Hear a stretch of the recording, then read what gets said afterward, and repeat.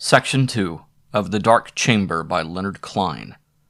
This LibriVox recording's in the public domain. Part 1, Janet, Chapter 8 through 16. Chapter 8. But in the afternoon I followed Huff through the woods that were dripping with chilly rain and festooned with shreds of dank mist to talk with Richard Pride. He sat at a large desk at one end of the long low room which, with 3 windows from floor to ceiling, gave on the terrace sloping to the Palisades. Quite shadowy was this apartment, lighted only by the gleam from a wide fireplace behind him, and the seep of dust from the afternoon that spattered upon the panes. It was walled with bookshelves and littered in every corner, on mantel and chair and divan, with an accumulation of packages and boxes, some of which partly open disclosed the shine of brass or the soft smolder of dyes on oriental fabrics, the binding of books and the frames of pictures. But when Huff, with his customary agitated deference, had ushered me in, I had little mind for the room, being so impressed with the man. He arose to greet me with a certain hugeness of movement, and to be sure his shoulders were enormous, bulging behind the protruding head with its shag of gray hair. He wore a comfortable lounging suit of black velvet and white linen, low collar rolled down beneath the lean throat with its jut of cartilage. Against black coat and gray hair his face seemed preternaturally haggard. The eyes, pits under granite brows, at first seemed out. I do not know whether eyes impressed me most, or hands, in Richard Pride. 10 inches long his hands appeared to be, hardly a third as broad. They had the whiteness and slenderness of a woman's hands, and yet were powerful. They were cadaverous death's hands, and always they were moving, drifting, one might say, rather, so effortless and continuous their motion was, like the waving of long reeds in flowing water. Now one hovered upon the other, now mistily it floated to penrack or inkstand, now to a corner of the desk, now to ashtray or cigarette case. Like antennae, the thin hands wavered and tested and explored. In one fact, they lost their last resemblance to human hands, for whither they went, whatever they touched, the eyes of Richard Pride never followed them. On those rare occasions when Richard Pride ventured out of twilight into full day, one would see that his eyes were green and very small. Now in this twilight they were almost indiscernible in the fathoms of the deep sockets. One would have said he had no eyes at all, that he was blind. Yet, nevertheless, one felt the pressure of a heavy scrutiny, as from behind a screen when one faced him. And at the least noise or gesture the blank face slowly would swing and lunge in that direction. From behind his desk, the patriarchal bulk of Richard Pride pulled itself erect to greet me. "I am very glad to know you, Mr. Fitzalan, and I must apologize for not having been here to welcome you on your arrival. I trust that Mrs. Pride has made you comfortable, and that Mr. Huff has shown you about. I am looking forward to a most enjoyable association with you, and I hope we can make you quite at home." Huff, I perceived, had quietly withdrawn. It was a roundabout conversation we had, that first interview. I would have liked Richard Pride very much. I did like him extremely when he talked, his monologue streaming smoothly along some subject of interest. But when discussion lagged, I would grow aware again of the restless hands and lost eyes. He talked well, and of everything, with an erudition detailed and expansive, and with a novelty of viewpoint which made his comments most provocative. "It is not the origin or the evolution of the myth that engages me, but the attitude of the savage who believes it. We, for instance, look on sun and moon as physical bodies, the one affording us light and heat, the other reflecting sunlight from its chilled face and affording us poetry. How curious it would be to look on them, as did the ancient Peruvians, as our racial father and mother, let us say Abraham and Sarah, for sun and moon were Mano Sipak and Mama Ochilu, who sprang from the blue lake Titicaca and gave man law and government, science and art. To be sure, there is splendor in the understanding of our astronomers, that incredible sphere of white heat. But it would be an intellectual adventure indeed to see the sun a celestial man. Really, to believe that, beyond, of course, the involuntary animalistic impulses that are in all of us." Eventually we discussed his memoirs, but we went little farther than I had already gone in his journal. He acknowledged a lively concern with dreams. The materials of dream are to be sure from the memory, one phase or another of the memory. They are compounded in a hodgepodge manner that sometimes defies analysis, but once you have separated the dream into its component parts, each can be traced down to its origin. One is surprised at the volume of dream material that derives from what one might call the ancestral memory. His white hands crawled across the table. His face leaned almost imperceptibly. For of course one must grant that the engram, the memory picture, is ineradicable even from the ancestral memory. I've had occasion to test that through generations. You mean, I asked, that you yourself today can remember experiences your grandfather had? More than that, but for present purposes that is sufficient. However, I would not limit it to my grandfather. It would be difficult to say precisely how far back the ancestral memory extends. I've been troubled frequently by the intrusion of some ancestral material into material from my own life, thus diverting my research and sometimes, especially in the beginning, leading me far astray. In order to identify such a matter, it was necessary for me to study quite closely my family history for many years. Many years. A dreamed landscape that had baffled me, I was able at last to identify on the outskirts of a Norwegian village, where one of my forebears, I hesitate to say how long ago, dwelt at one time. My emotional reactions to the dream in which this landscape figured were always of great terror. I was not surprised to discover that this ancestor in that town committed quite a shocking crime. A beam in a corner creaked. In the dim glow from the fire, I saw Richard Pride's face pivot slowly toward the sound. Thus the fire threw his profile, magnified and foreshortened, on the gray wall. The thrusting chin, precipitous brow, and straight thin nose, grotesque and orgulous. I knew, of course, I ventured, that there was a certain tradition of experience from parent to offspring. Much of that is active only in the subconscious, isn't it? Much of it is instinct. But I never heard of any such particularization of that traditional experience. No one ever has investigated it with such resources as have been available to me, or has been so scrupulous in identifying the materials in memory. That, of course, is the essence of the thing. Identification. I have worked with the most tireless painstaking. But I understood from the notes Mr. Huff let me take that you were simply recording my memoirs, to be sure. A labor of love, but one that, even were it only for the narrative thus put together, might have some value in the world. Fortunate in many ways my life has been, and I am anticipating much assistance from you, Mr. Fitzalan. I have worked considerably with music in the past. I gave some attention to the fact that from time to time a bar of music would come into my mind, and often cling most stubbornly. By analyzing back from it, identifying the music, locating it in time and space, I found that some perplexing details were cleared up. This time I propose a different method. Instead of waiting for music to come into the stream of my consciousness, I'm going to select the music and impose it on myself. I will point certain music on the darkness in front of me. It will show, I hope, where lies my path. And I am to play it? Pride nodded. That seems preferable. There would be a serious distraction in the mere physical effort if I were myself at the piano. Be assured I shall not need you at a long time. Doubtless we shall soon arrive at some plan of work that will satisfy us both. The music I shall give you, by the way, you will find extraordinary if you are interested in folk melodies. I have had several volumes of it transcribed, most of it from certain parts of Africa, some from regions of Asia Minor. Outside it was fast darkening. The rain came down in earnest now, the rush of it across the roof and against the panes. Out of the caverns of his white face, Pride was staring at me, and I felt it was proper for me to express an interest in his work and a content with my surroundings.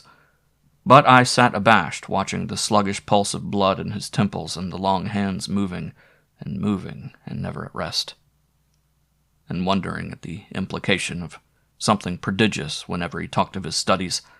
I sat without a word, but the door opened behind me and Huff appeared. Mr. Fitzallen might like to take overnight that group of Buddha tribal songs which came from Del Prado, said Pride, and you may go back to the house with him. I shall be with you presently. The slow throb of his temples, like molten metal in a vat.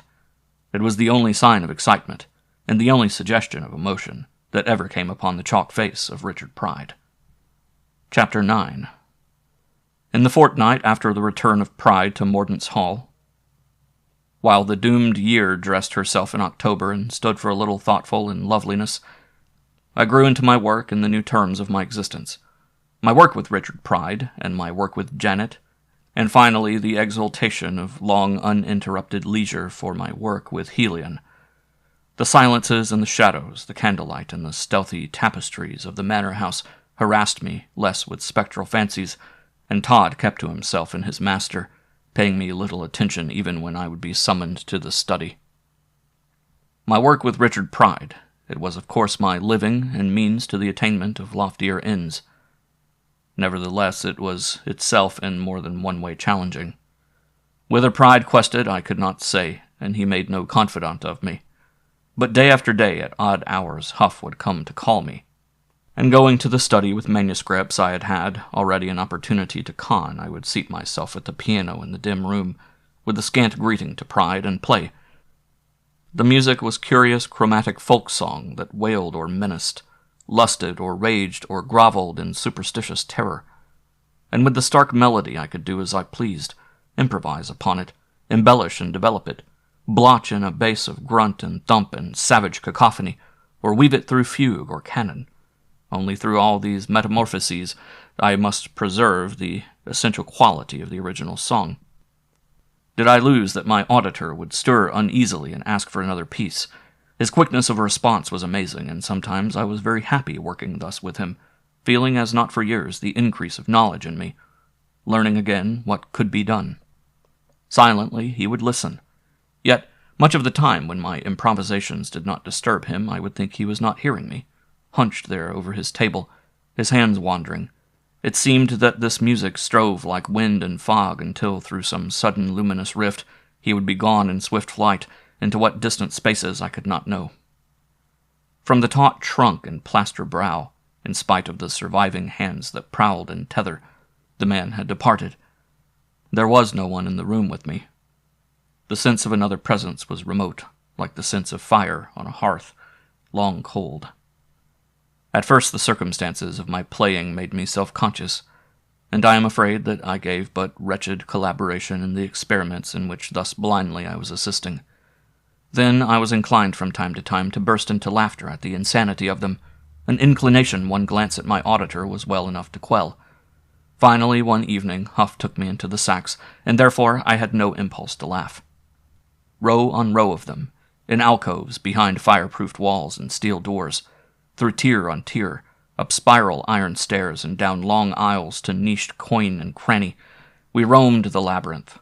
In spite of elaborate precautions against fire, it was still only a candle lighted our way. I remarked upon the inconsistency. Huff shrugged. "He trusts me," he whispered. We always whispered in the stacks. We fell in a stealthy manner, as if somehow trespassing. We would remember Richard Pride in his study, brooding, inscrutable, and at every slightest noise we would imagine how his monolith face would swing vigilant in our direction, not as if he heard, but as if we hurt him. "He trusts me," Huff explained. "I am the only person in the world besides himself who has keys to these rooms, but I don't come in here very often. He finds out about it. It makes him nervous, and he questions me."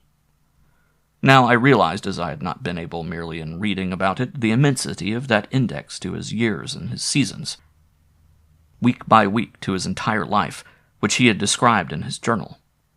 It had expanded unbelievably since that was written. Now it followed back through generations of his ancestry, upstream with the current of blood which, mingled and yet always in the same span of channel, was eventually himself. I was appalled, for there seemed to be no end to the thing. It must go back to Eden. And I made some such comment to Huff, feigning a smile, feeling cold and dismayed before this spectacle. Again Huff shrugged. "I'm sure he knows his own purposes. They are none of my business." After that, when I sat at the piano in Richard Pride's study and played, I had no inclination to laugh. If my mind strayed from the music, it would be dread I had to struggle against, a dread of Pride and of things vast and enigmatic of which he was emblem and personification. I felt there would be no air to breathe where Pride had gone. A torch would go out there as if in a measureless bowel of darkness. But what could he be looking at in that darkness? My dread of Pride might have become an obsession had I not been otherwise so occupied and so content. Had it not been for Janet. I was finding so much in her. For even with her occasional panic of foreboding, she was young and full of the zest of living, and one is haunted only by aged things. Pride seems to be age itself, like the house and the denuded year in the lower register of the square piano where I sat with Janet. Artist is prophet. I make no quarrel with men of God. Their prophecy has no interest in me. It is concerned with states of euphoria in the end. It offers a heaven in which beyond hunger and cold one may contemplate the giver of food and fire, and bask in the shine of his face. Torpid the blessed will be forever, eternity like the first half hour after roast pork and gravy. I am not eager for that. My prophecy is beauty, and only dead gods voiceless and beyond wrath are beautiful. So, with Janet beside me on the bench, I let my fingers run across the keys. I touch grave dissonances and bring them into the mild repose of resolution, or leave them quivering on an abyss of silence like Baudelaire's Pauvre amoureux de paix chimérique. Bach I play for her, to show how high, light, and low, gracious cadence and stern urge of endeavor blend and are made one. Music of chiaroscuro, music in the round. Rhythms I find for her from the gentle syncopations of Schumann to the quintuple and septuple facets of Mussorgsky and Sibelius and Strauss and Poor Grief. Such are my lessons. I play and talk, trying not so much to enable her to compose music as beat, telling her of the beauty of order and direction and movement, the boundlessness of fulfillment possible only within the marble limitations of form. Quietly she attends me. "I've never heard anyone talk so earnestly. Please go on. I'm trying to go with you as far as I can." Or she hesitates. "Your brow seems glowing. You make me reverent. There is something that frightens me in you, monastic, quite austere and quite tender." But once she murmured, "If I should kiss you now, I would be a nun." That night I could not put reality at my elbows and fill my eyes with Helion, for the thought of Janet and her kiss. Surely her avowal was chaste, and never once since the night we drove and drank arrack has she behaved toward me with any blissome suggestion. Beauty had come closer to her, and she was sensitive to it, and I had assumed the impersonality of a confessor in my contacts with her, holding music between us always, like the grated window of the confessional, speaking to her through it. But now as she withdrew from me, accepting my denial, the thought of her assailed me. I pressed my fingers on my temples and fastened my eyes on the scored paper, and I called Raymond Laurier to mind and his self-destruction. Such a woman she may be, I told myself. Janet Pride. She would exalt me with love and then, in a month, grow tired of me. She is not capable yet of devotion. It may be she will never attain stability and purposiveness. Could I let her see Helion? She would laugh it to scorn, deride it as ingrowing eroticism. When the time comes when she can read Helion and not sneer, then will I love her? If I do, I may, and Helion will only sing the more beautifully. So I fortified myself with much argument and held myself late at desk, stippling in the little marks which, as they leaped or sank along the level staves, traced the nostalgia of my spirit in the way in which Raymond Laurier's deceived had thought to attain completion. Now dread of Richard Pride and perilous lure of Janet wisped away. In Helion were amaranthine presences to consider. I was a sluice that quivered with the thunder of torrents. Through me reverberated the gushing paean. In my vision Helion lifted her brow from the pillow of mourning, and Elas and Elamas sought refuge in her deep bosom, and the Sunderer hid his face and wept in his belly. When I looked up, queasy and trembling with exertion, it would be well on toward daybreak. At my elbow the 3 slim yellow candles would have burned down to a pool and a small flutter of fire. Gradually, reality came staring through the haze of entrancement, but it was long after the tapers were out and myself was in bed before the music finally ceased.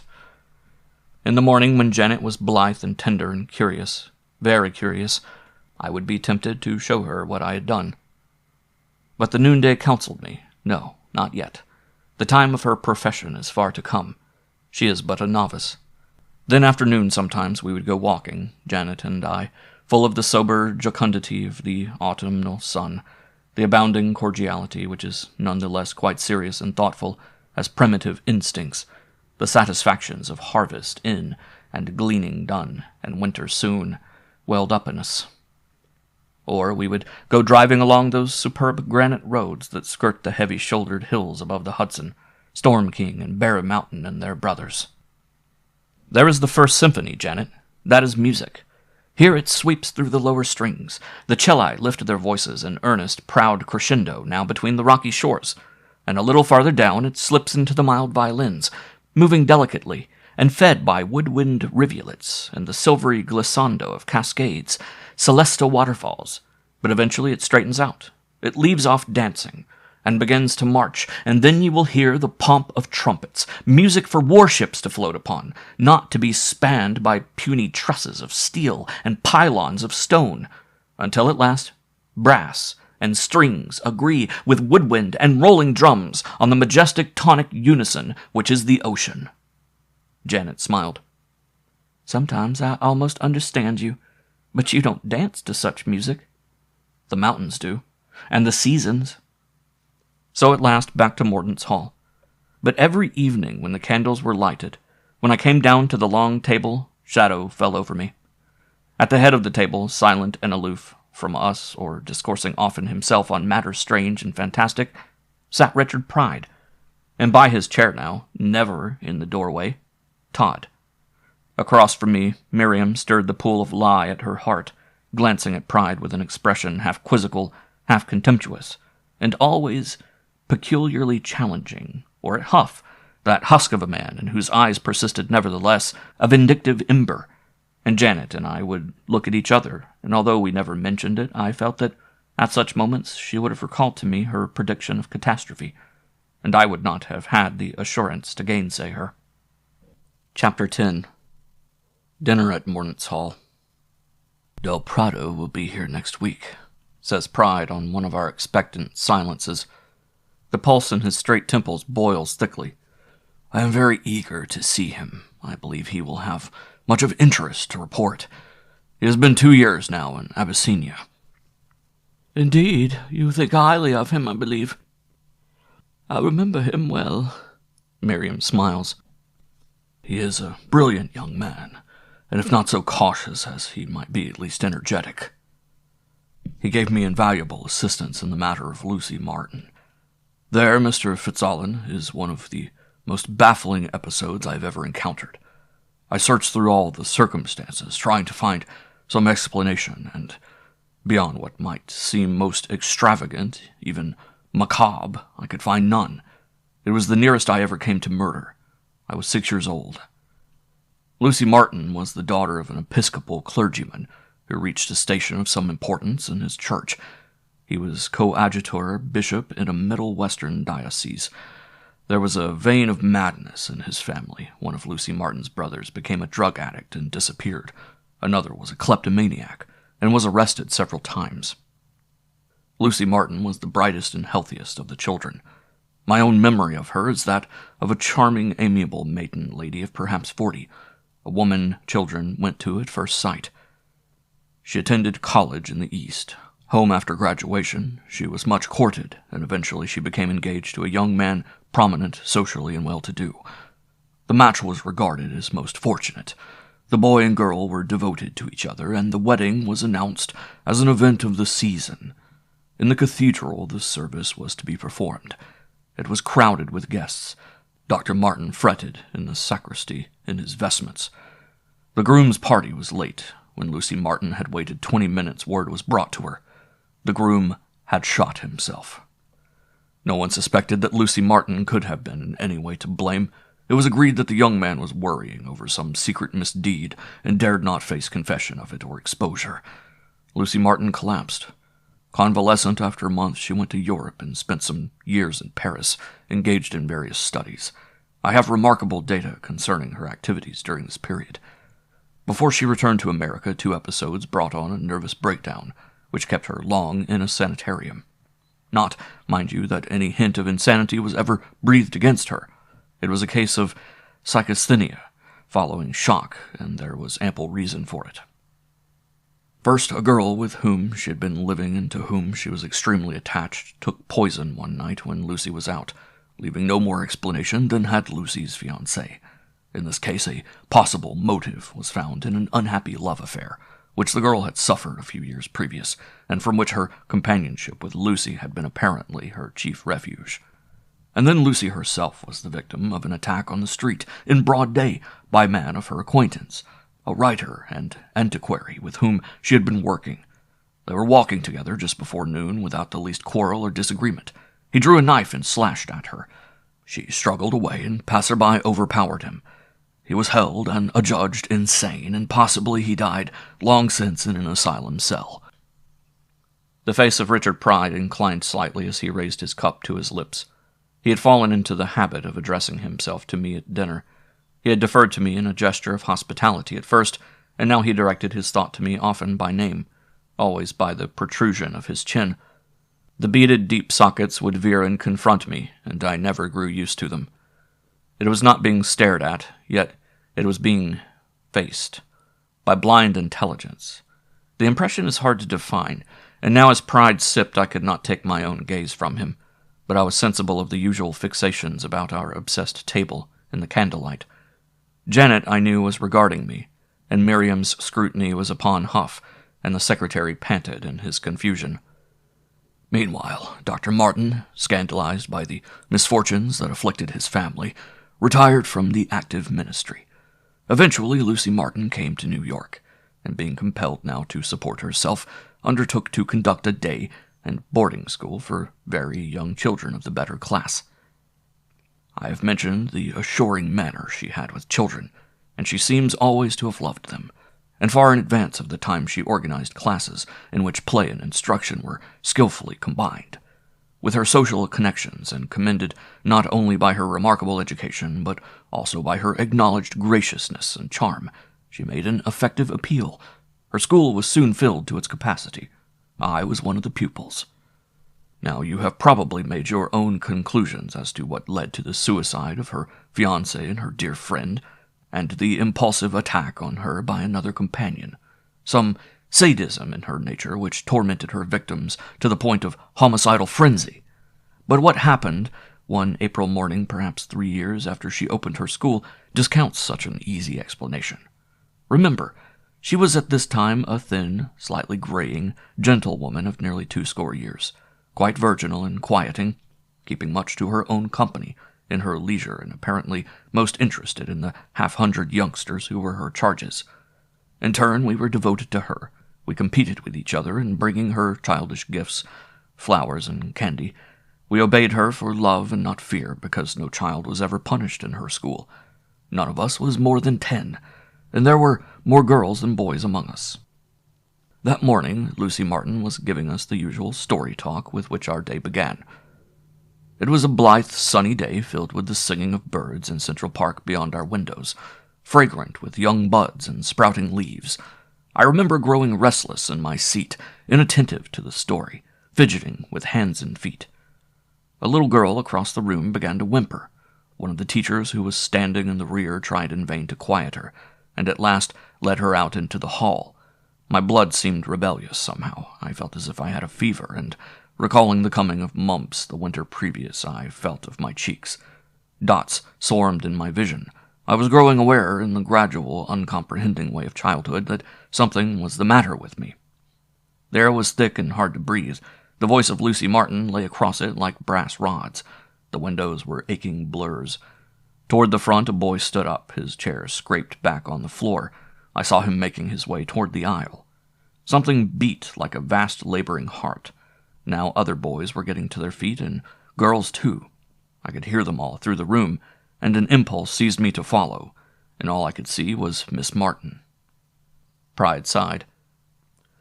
What I saw, rather, was beyond description. I think no nightmare was ever quite like that. In an obscure and musty manuscript of the necromancer Borsini's in the early 12th century, there is a fleck of the same color. It filled me not with terror, but with hatred.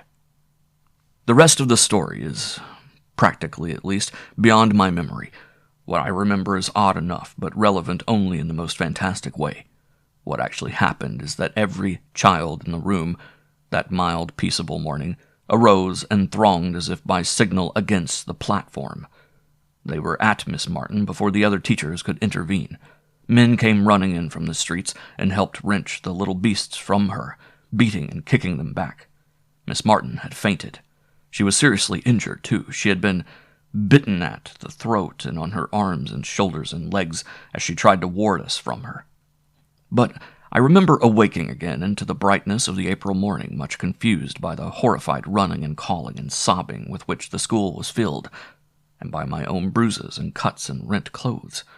We were hurried home to our parents, of course. Miss Martin was taken to hospital. The whole affair was kept out of the newspapers, but Miss Martin never attempted to reopen her school. Word came that she had gone back to Europe. My efforts to trace her there, however, were quite unsuccessful, even with so acute an investigator as Del Prado. And what do you make of that, Mr. Fitzallen? I had nothing to say, and could not force a comment. But Miriam was talking in her even-leashed voice, inquiring about Del Prado's arrival and the probable length of his visit. Huff's cup rattled nervously in the saucer when he put it down, and he laid his napkin on the table. Presently we arose, and I went to my room and sat there alone for hours, unable to rid myself of the cold diabolism of that story of Lucy Martin, trying to convince myself that it was a fiction of Richard Pride's sick fancy, but too impressed by that matter of literal veracity, which lent weight to whatever he said, wondering too at Pride's hint of a meaning too incredible to declare. Chapter 11. The house was quiet. It was nearly 1 o'clock. I found myself craving the companionship of sound. And although I felt watched, I made bold at last to steal downstairs to the music room.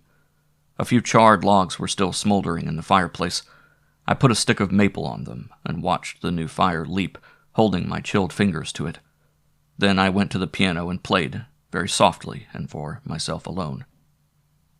I played Schumann's Warum, which is the quietest and most lonely questioning ever a spirit breathed, knowing there is no answer and there never will be escape, the most nostalgic even in its bound and necessary compliance. I know thus it must be, and good or bad are words for which the destinies have no ears, and prayers and tears are no coin to bribe the equinoxes. But why?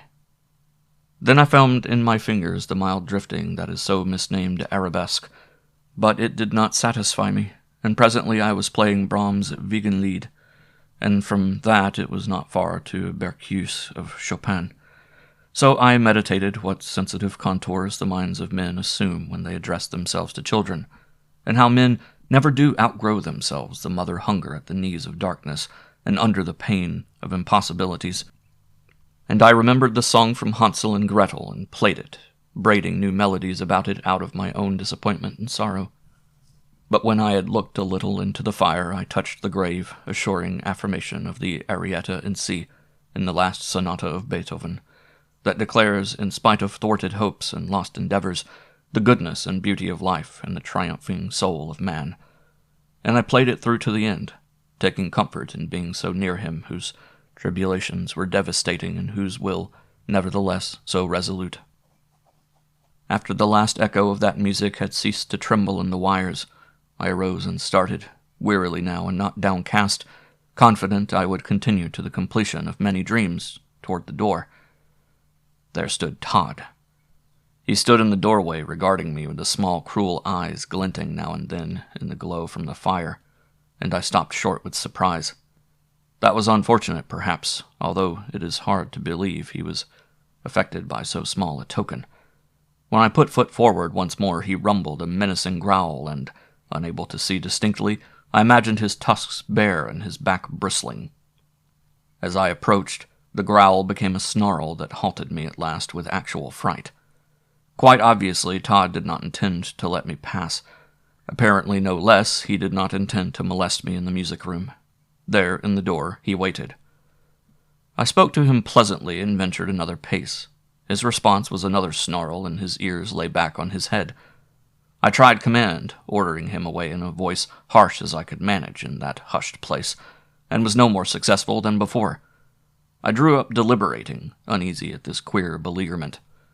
In part ashamed of my fright, in part because I desired anything rather than meet Richard Pride again before morning, I hesitated to call for aid. Shortly, I reflected, Todd will go away. He is not interested in me. Something will distract his attention. If I wait here a few minutes and ignore him. So I dropped into a chair that was wholly in the shadow and prepared to wait. Todd let himself down on his belly, his muzzle on his forepaws, still alert. Out in the great hall on which the music room gave, itself lighted only by the fading glow from the hearth, an old clock was ticking. From here and there, through all the structure, a beam at intervals would creak, and once a pocket of steam in the core of a log burst with a shower of sparks. After 15 minutes, perhaps, when Todd had given no further indication of menace, I started toward him again. He was still wakeful and vicious. Then I armed myself with the poker from the fireplace, and returned to my chair, quite dismayed now, no longer assured that he would not come in and attack me. It must have been an hour before, however furtively it may have been opened and softly shut, I heard the inevitable squeak of the great door on its hinges, and a moment later a voice. I sat up, glad at this hope of deliverance, but at once I shrank back, hoping only not to be discovered, for what I heard was not meant for me and not good to know. "Kill him? Do you really think, Wilfred, you would have courage enough for that? You're getting too many ideas of your own. That's dangerous, Wilfred." "I didn't say kill him." The secretary's voice was an agitated mingling of supplication and anger. "But you meant it." "Ah, meant it. Yes, I would have courage enough. I would do it for you, Miriam." "And I don't want it done. Why should I want him dead? And to be sure, how could we kill him? You or I? You are his, nothing but that. So am I. Stupid, stupid. Why have you never thought of killing yourself?" Miriam laughed. "Some day perhaps he will kill us. Wilfred, you have begun telling me lies." "Miriam." "You lied to me about the piano man. Now you are lying to me about Del Prado. When you lie, you lose value. You should learn your own values, Wilfred." Through the music room door I saw them loiter toward the stairway, Miriam on Huff's arm, both heavily cloaked.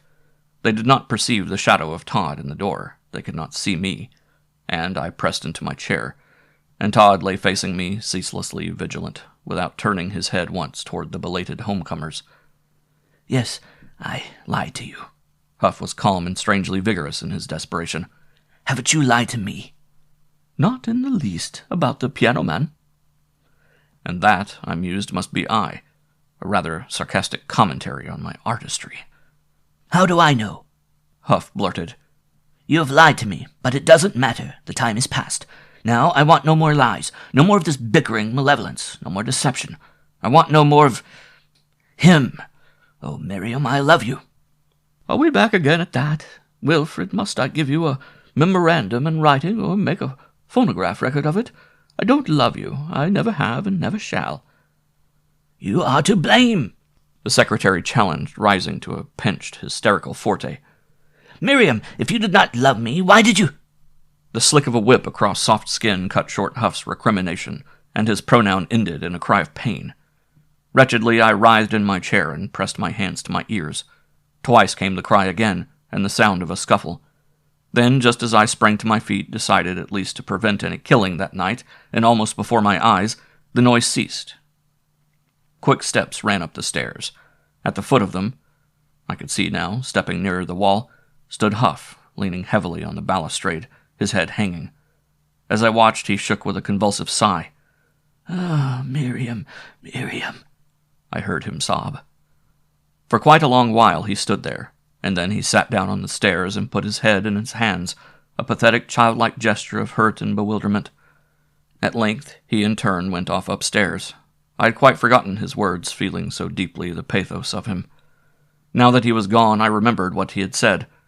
I glanced at Todd. I told myself it was absurd to submit to captivity by this brute, My indignation mounted, given purpose and strength as more and more I realized how grave was the colloquy I had overheard. This time I strode directly at Todd. He lay without budging as I passed. Chapter 12.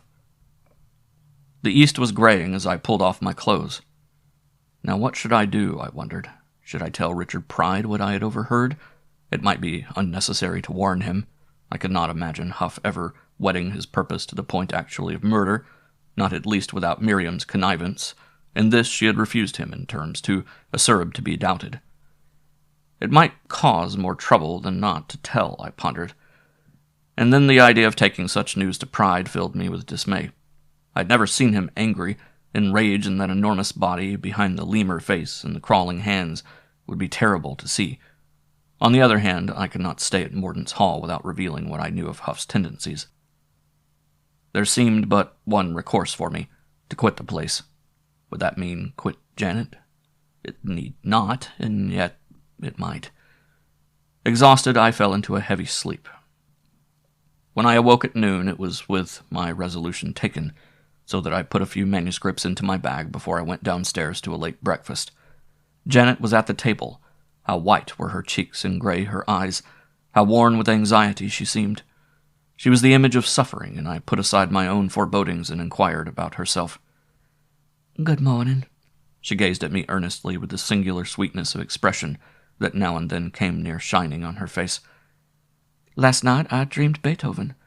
I dreamed I heard Beethoven himself playing, and even when I woke it seemed I could hear him. That's better than nightmares. I'm glad you came here, Oscar Fitzallen." I busied myself with coffee and toast and sought for words to tell her how soon I hoped to leave, and I believe that guiltily I muttered something about music and beauty and being glad myself to have come to know her. "But before the Beethoven," she continued, "I had a nightmare. It was very hideous, and the stars are ominous this winter. Mars is in Aries like a bloody sword. He threatens my moon." She rested her chin on her interlaced fingers, infinitely tired. "Oh, I wish, Oscar, that I knew you were going to stay with us all winter long. I feel safer knowing that you are here." Chapter 13. So I remained at Mordaunt's Hall, and I said nothing, not even to Janet, of what had passed that night between Miriam and Huff. As for Huff, when I encountered him next day at the study, he was nervously voluble with explanations for a red sliced cut that ran from temple to chin. A thorned branch had lashed back at him as he came through the woods, he declared. Miriam was amused behind her pretense of sympathy. Incredibly, their walks and companionings went on as if nothing had happened. They hung over the chessboard, or Huff would read to her.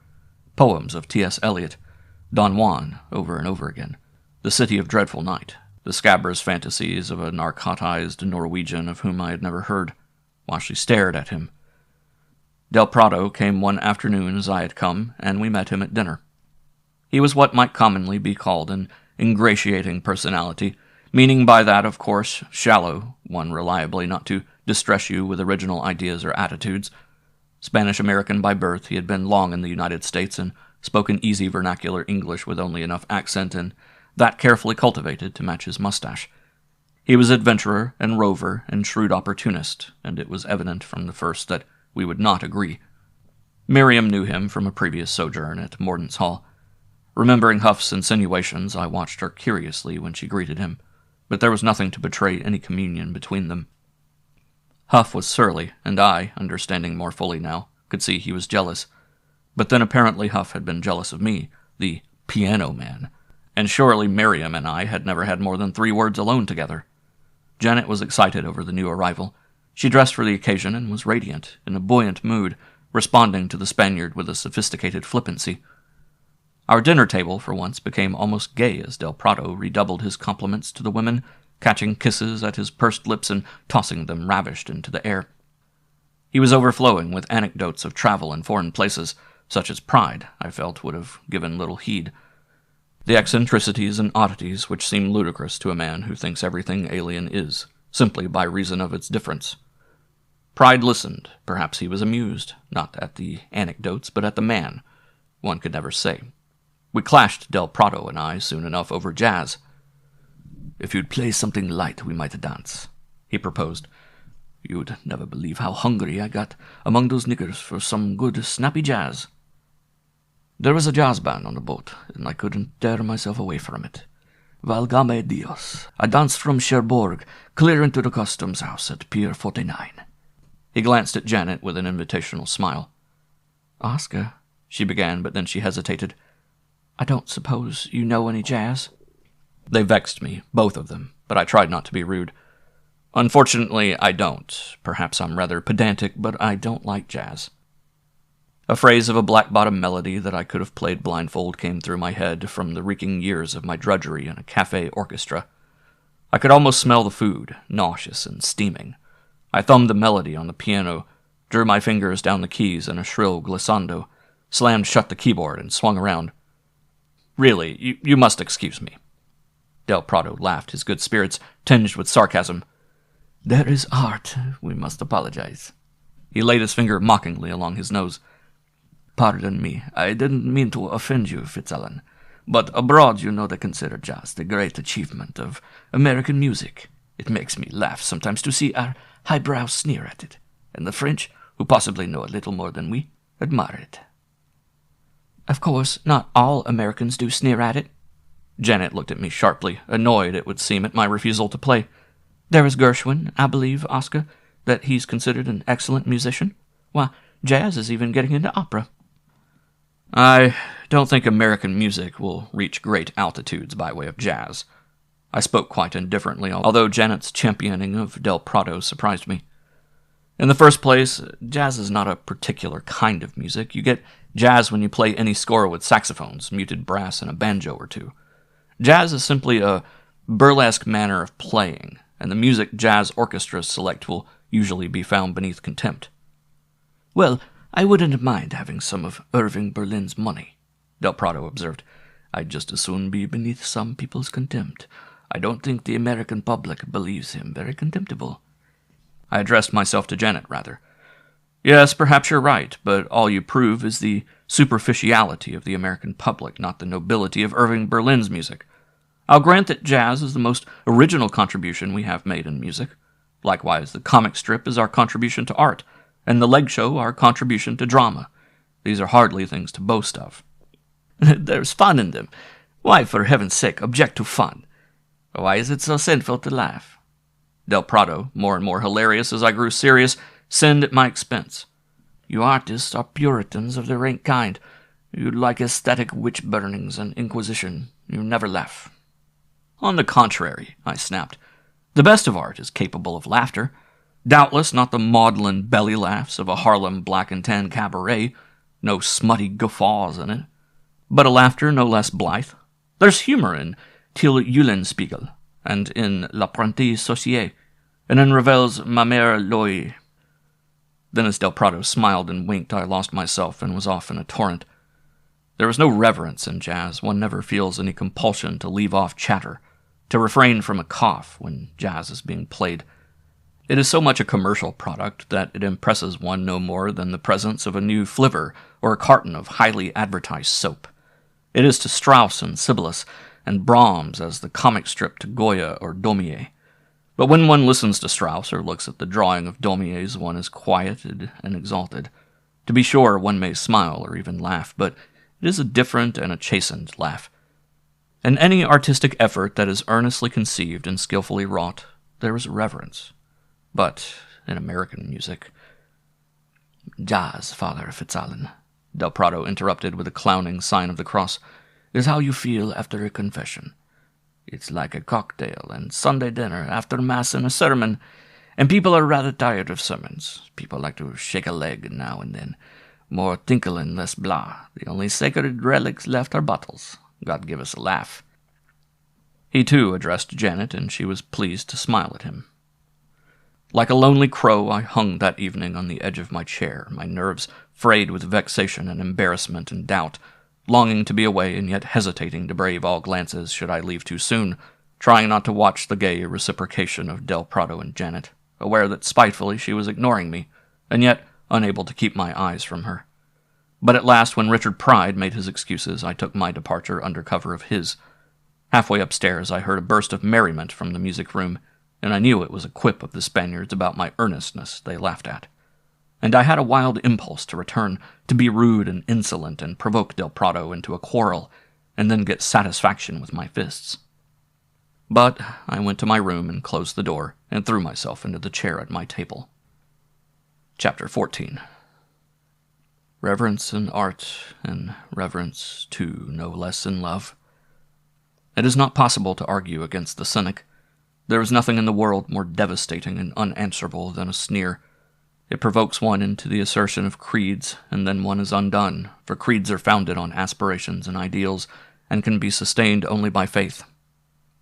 The interlocutor, smiling, urges questions of ultimate material gain, which have nothing to do with creeds, and one is more and more embarrassed, having no refuge but iteration of the same "I believe," until the dispute becomes a mockery. But when the cynic has left and the lamp is extinguished, peace abides with the true believer, knowing that in spite of all material wisdom and pragmatic reason, he is right. He knows by God he is right. Has the cynic in his triumph any such content as this? To dismiss from my mind Del Prado and recover my calm after the fury into which his jibes had stung me was not difficult, but it was not possible to dismiss Janet. No, she would not be capable of reverence, and I wondered for a time whether any woman is. In my own life there have been several women, from time to time, and 2 or 3 of them have aroused in me the feeling of reverence, but it has not endured. The woman has gone her way, one smiling, another treasonable. And I have been once more alone.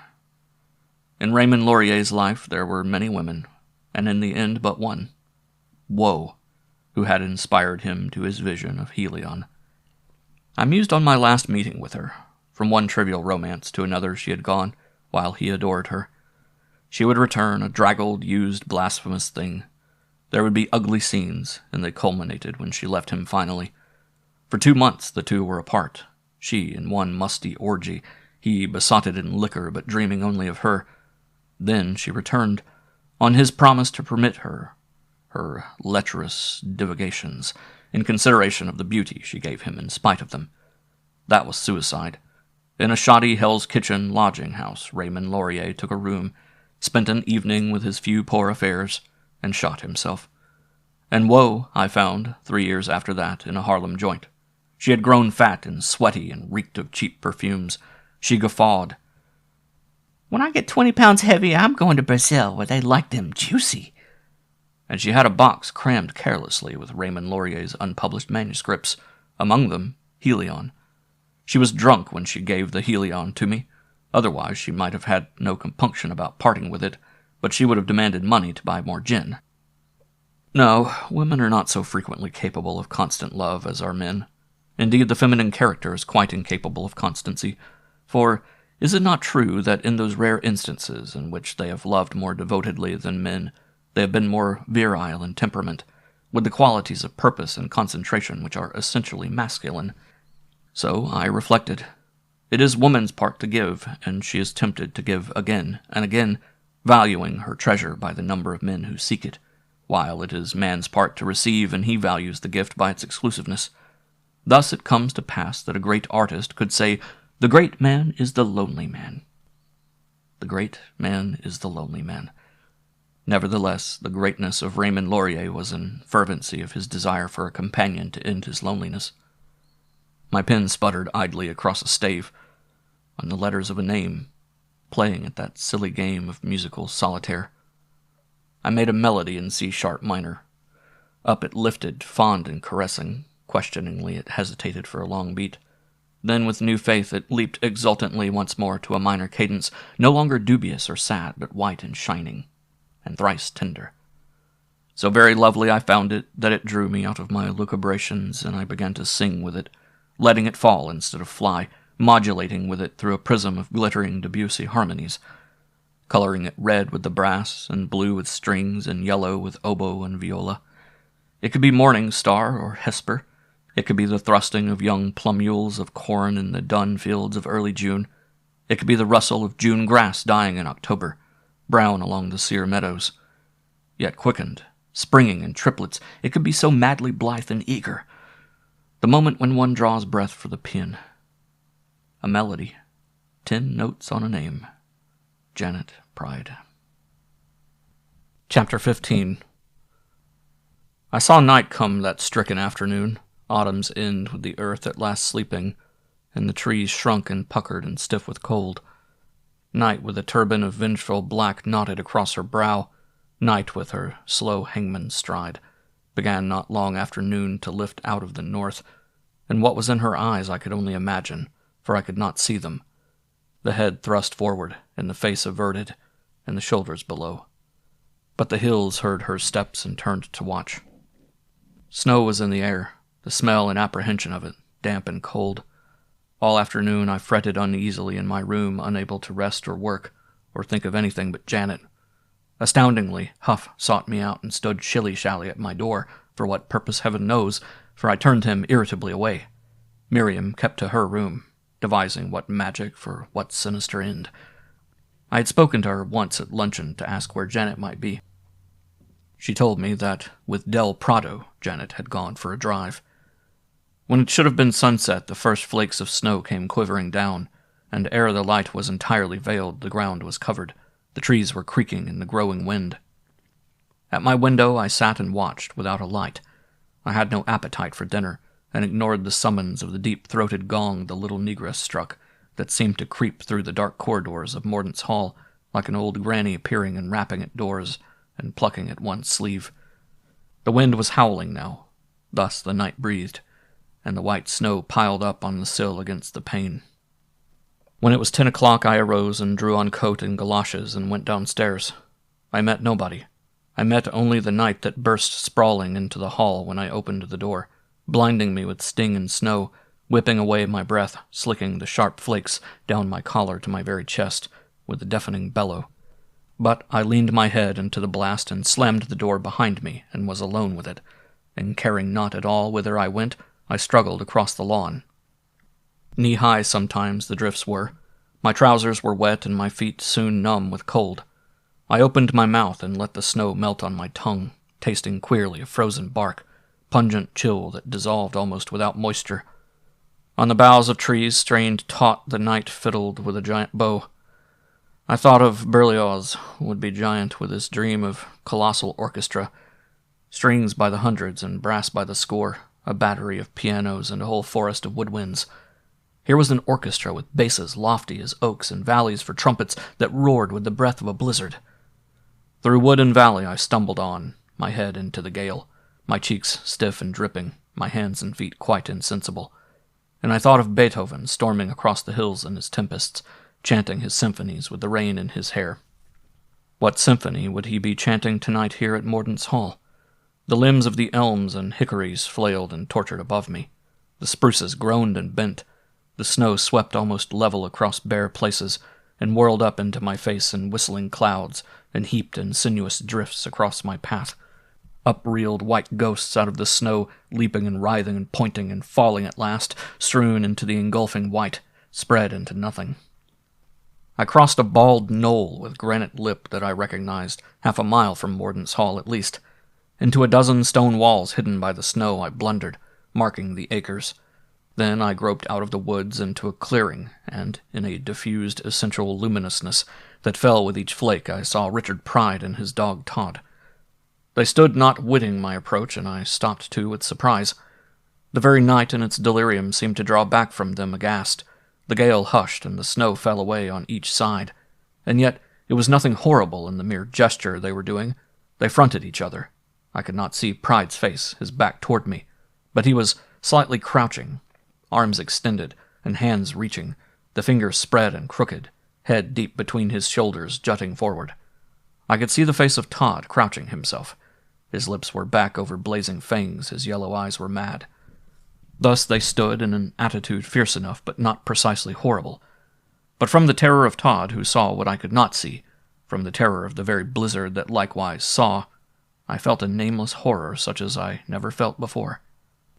Then Pride relaxed, pulled himself up, and I thought must have smiled. And at that minute the beast too relaxed, crumpled quivering as if he had fallen, and a surge of snow blotted them out together. The wind snatched up an avalanche of snow and flung it between me and these two. I held to a tree and bent my head, gasping for breath. When I looked again, Richard Pride and the dog were gone, and when I went to the spot where they had stood, their tracks were buried beneath a drift. Chapter 16. Perhaps a mile against the blizzard from Mordaunt's Hall I had come. I went back, circling, filled with dread, 3 times as far before I merged into the lane from the high road and turned up it toward the house. Through the deep snow I plunged, and I heard no more any music in the blizzard. My ears were shut, my eyes were open, but they saw nothing but Richard Pride. Down slopes I went, toppling, and through woods groping, indifferent where my feet would fall, wondering over this privacy of night and gale on which I had blundered. These two, inseparable and ostensibly so affectionate, Richard Pride and his dog. Could it be some game between them? Impossible. Then what could it be? Richard Pride. It occurred to me that I had never seen his face. Surely, whenever he looked at me, his brow was rigid, his mouth immobile, his countenance a perfect mask, a screen of blankness without even eyes to betray the processes of emotion within. I had never seen life on that plastered death's face. Indeed, therefore, I had never seen Richard Pride, never a man, merely the outline and chiaroscuro of something which should have been man but was not. So I mused, shuddering. But Todd had seen his face. He had seen Richard Pride, and the sight had been what? I remembered my eerie fancy of that far September night when I lay down to sleep, my first night in Mordaunt's Hall, and I gritted my teeth and clenched my fists to put the dream out of mind. End of section 2.